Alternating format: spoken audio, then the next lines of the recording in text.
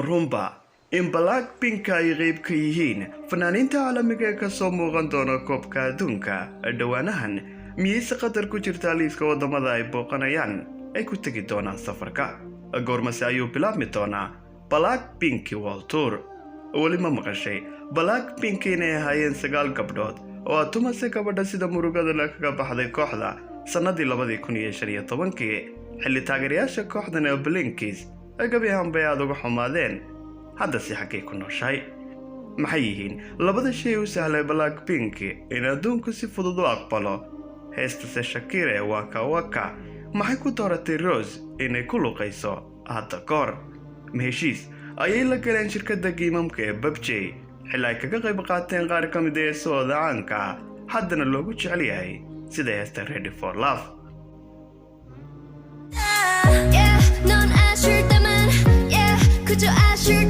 intaas iyo xogo kale oo muhiim ah ayaan ku eegi doonaa barnaamijkeena maanta sidoo kalena waxaan uga jawaabi doonaa su'aalo badan oo isweydiinayaan saaxiibada ku xidhan ee bartan iyo YouTube-keena Baldaab TV balse ka hor waxaan rabaa inaan idinka mahad celiyo sida quruxda badan ee ula falgashaan markasta muuqaaladeena idinkoo la garaynaya subscribe dhayo ku soo biiraya YouTube-keena Baldaab TV waxaan idin leeyahay waan idin ogahay midaasi mahadsanidin saaxiibayaal. But only a few people would know that. Oh. You guys haven't done that before? No. Oh, you gotta muddooyinkii u dambeysay waxaa si weyn indhaha loogu hayay albanka weyn ee Blackpink oo ay ku jiraan heesa caalamiya sida Ready for Love, Beast Girl, Pink Phenom iyo qaar kale oo badan oo ay hogaaminayaan kuna luqeynayaan afarta gabdhood ee Blackpink iyo sidoo kale shirkadooda YG Entertainment oo markasta garab taagan haddaba safarkan ballaaran ee xidigaha kooxda gabdhaha ee Blackpink ay ku mari doonaan daafaha adduunka ayaa bilaabmi doona dhawaan bishan aan ku jirnay October 15keeda sannadan 2022 kuna eg bisha June 21keeda sanada dambe 2023 wuxuuna socon doonaa in ku dhow 9 bilood oo isku bixisa wuxuuna noqon doonaa safarkani kambaagii ugu weynaa abid ee ay samayso koox K-pop ah iyo sidoo kale soo laabashadii ugu weyneed ay samayso kooxdan gabdhaha ee Blackpink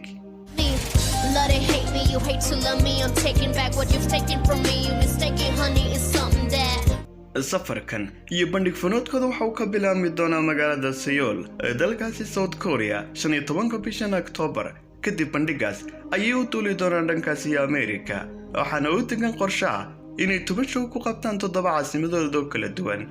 maxaad filaysaa inay ka mid yihiin goobaha iyo caasimadaha ugu caansan uguna xiisaha badan ay booqan doonaan 40 gabdhood ee Blackpink waxa 1 iyo 2 ka Atlanta iyo caasimadii raabriska Amerikaanka ee loo yaqaanay Chicago kumeeka safarku intaas iyo wadamada ay aadayaan waxaana ugu jira qorshe inay xataa aadaan dhanka Yurub ee wadanka Ingiriiska kuna qabtaan show kala kacsan iyo bandhifanayaan caadi ahayn magaalada bilicda iyo quruxda ee loo yaqaano London. take that. Tours at some point. You guys looking for all this stuff. What am I forgetting to ask you? si lamida wadamadan hore uga soo hadalay waxa laga sugayaa kooxdan Blackpink dalka Spain oo ay ku leeyihiin taageerayaal aan caadi ahayn aadna u tiro badan gaar ahaan magaalada Barcelona iyo gobolka Catalanka inta ka hadhay sanada 2022 ilaa dhamaadka sanadka cusub ee 2023 bishiisa lixaad kooxdan iyo gabdhahan mucjisada waxay wadan doonaan safarkooda iyo konsertiyadooda cajiibka maadaama ay rabaan inay sameeyaan soo laabashadii iyo kambaagii ugu weynaa abid ee ay sameeyaan gabdhaha iyo mucjisada K-pop-ka Blackpink waxaanay ku raali golin doonaan taageerayaasha faraha badan ay ku kala leeyihiin kuna sugan daafaha adduunka kuwaasoo tigidhadooda goostayba bilo ka hor si ay u arkaan ulana kulmaan boqoradaha Blackpink ulana kulmaan haddaba waxaa jirta su'aal dadka ku wareegaysa ama aniga la isoo weydiiyay marar badan oo ah miyay aadi doonaan koobka adduunka kuna qaban doonaan halka bandhigyo ka qayb ah World Cup-ka album is titled The Album. Joining us from Seoul, South Korea, Jisoo, Jenny, Lisa and su'aasha miyay aadi doonaan ama qayb ka yihiin koobka adduunka Blackpink waxaan leenahay maya waayo maynan arag ilaa hadda xog tilmaamaysa Blackpink inay aadayaan halkaasi ama ay qadar ka mid tahay liiska wadamada ku qoran konsertiyadooda iyo barnaamijyadooda ay ku qaban doonaan bandhig faneedyada. waa laga yaabaa inay soo qaadaan hees gaar ah haddiiba ay dhacdana waan idila soo wadaagi doonaa balse ilaa hadda maynaan arag barnaamij ama xog sheegaysa inay aadayaan Qatar. intaas haddaan ugu soo gudubno World Tour-ka iyo safarkooda dibadda gabdhaha Blackpink, waxaan kula wadaagi doonaa rikoodhayaga u khaasa iyo qodobo laga yaabo hadda ka hor inaanad ka maqal 40 gabdhood oo ay adduunka uga yaabsadeen iyo xogo shakhsi ah oo gebi ahaanba aad u xiiso badan. moogtahay 40 gabdhood ee loo yaqaano Blackpink inaanu ahayn kani magacoodii koobaad, sidoo kalena ay ahaayeen 9 gabdhood sababa jira dartoodna looga dhigay 4 xubnood. magaca Blackpinkina dib loogu bixiyay muddo kadib. waa laga yaabaa inaanad maqal hadda ka hor xogtan adigoo xataa laga yaabo inaad tahay Blinkis ama taageerayaasha kooxdaas. And the fans are waiting for them to finally cut their ties with YG because so far they've done nothing but sabotage their careers. markii ay shirkaddan YG Entertainment bilaabaysay samaynta gruub gabdha oo fanaaniina noqdana qaar adduunka gabi ahaanba uga yaabsada fankooda, waxay ka martay dhib badan tababarkooda, raadintooda iyo isku dubaridkooda labadaba. waxaana jiray 9 gabdhood ay isu keentay shirkaddu kana soo qaadatay adduunka daafihiisa si ay u noqdaan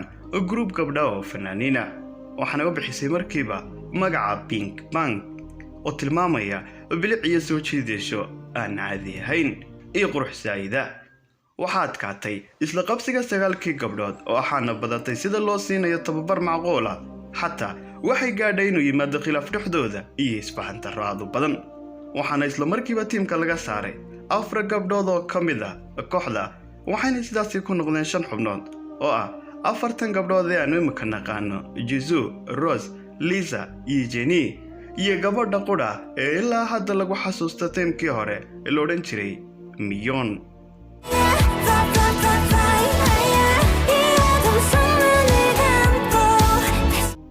Miyeon oo ahayd midda qudha ee karti ahaan, cod ahaan iyo talent ahaan intaba lagaga soo xushay kuwii laga reebay tiimka, ayaana ilaa hadda iyadana caddayn shirkadda YG Entertainment sababta dhabta ee looga reebay tiimkan iyo 40 gabdhood ee hadda jira ee Blackpink. balse xogaha qaar ayaa tilmaamaya inay samaysay gabi ahaanba oo waxyaalo ku lida kooxda kadib markii ay fulin weysay shuruucda tiimka oo yaale ay u dejisay shirkadda YG Entertainment, sida inay iska baxdo fasaxyaan loo ogolayn inay xidhiidh la samayso rag, inaanay kalaabiyada aadin habeenkii. balse intaasiba waa ku gacan saydhay, waxaana samaysay gabi ahaanba waxyaalo ku lidi ah habu socodka tiimka. waxaana gabi ahaanba laga saaray kooxda lagana eriyay Miyeon sanadii 2015. walow taageerayaal badan ay ka xumaadeen bixitaankeeda, haddana qasab ayay ku ahayd maadaama ay burburisay shuruucihii iyo sharciyadu yaalay tiimka. markaasi kadib waxay aaday dalka Japan, waxaana halkaasi ka bilowday nolol khaasa iyo fan gaar ah oo iyadoo khaasa.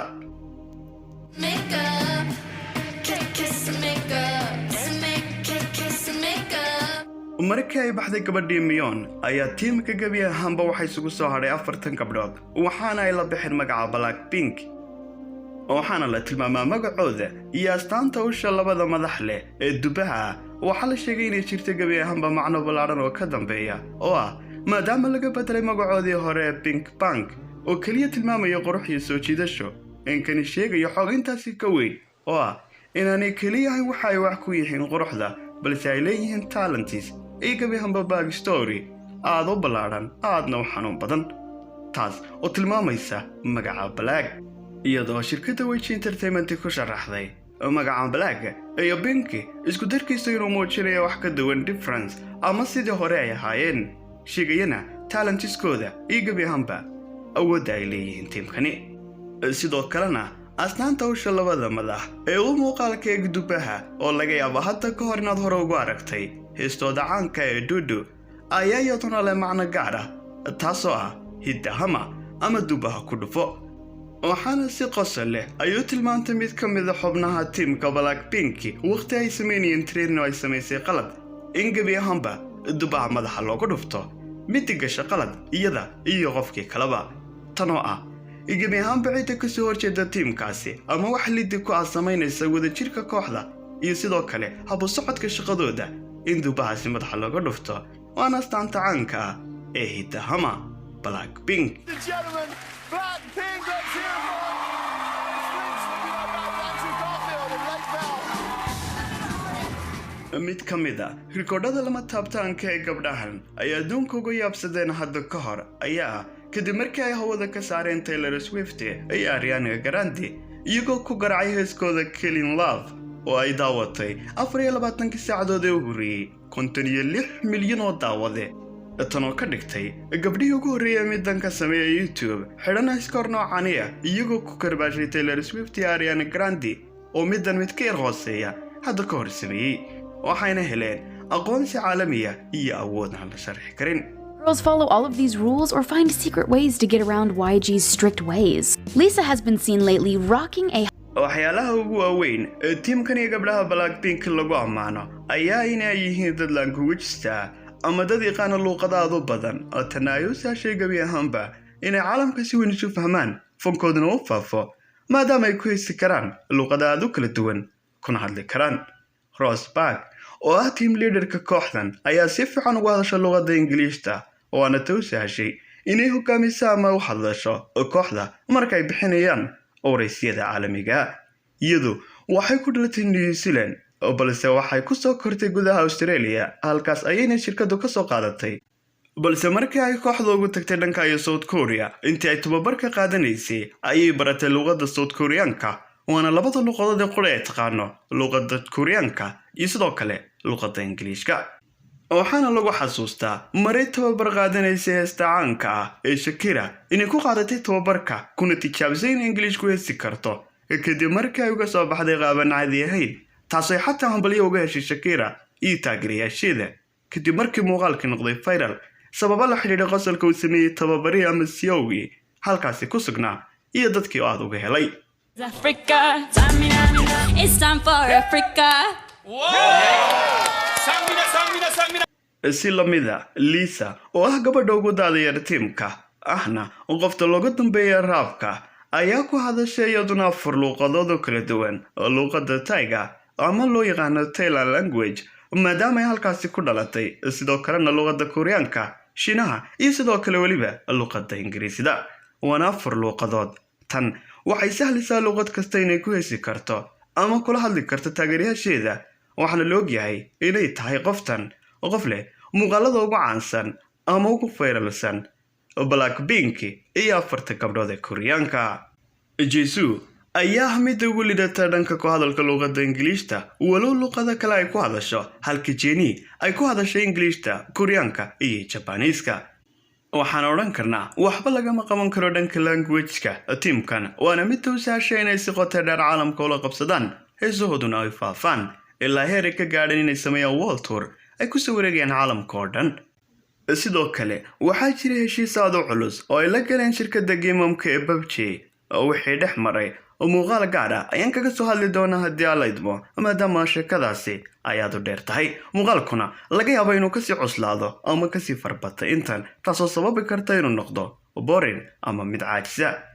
haddase intaas ayaan ku soo koobaynaa sheekadeena iyo muuqaalkeena ku saabsan Blackpink. Highlight inaad la garayso muuqaalka subscribe si aad noqoto daawadaha koowaad ee kilibyadeenna maalinlaha ah ee guna dhaaf qaybta hoose ee commentiska waxyaalaha aad ka heshay ku jira kilibka iyo codsiga muuqaalka aad jeceshahay inaan ku xigsiino midkan.